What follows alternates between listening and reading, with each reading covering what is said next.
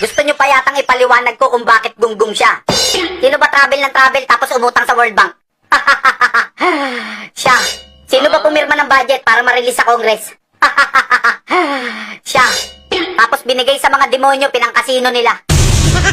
Eh, sino magbabayad ng mga inutang neto? Sige nga, hulaan nyo. Tayo! Tingnan nyo ninakawan ka na, magbabayad ka pa. Binaha ka na nga, lulukohin ka pa.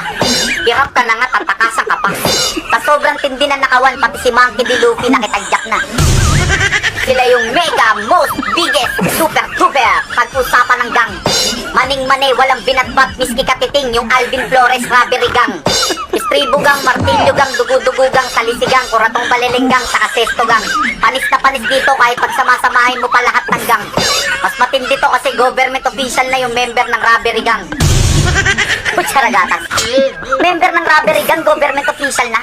Sa history ng Pilipinas, ito na yung pinaka-worst president talaga.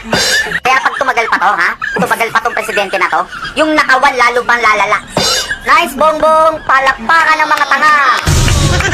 Teka, may tanga bang nanonood dyan? Pwes, patutuguin natin mga tenga ng mga yan. Supporter ba kayo ng Gunggong Marcos na yan? Kung di ka ba naman tanga, alam nyo, binabanatan ko yung amo nyo tapos manonood kayo ng barubalan. Kung may ranggo lang yung pagiging tanga, 5-star general yung mga yan.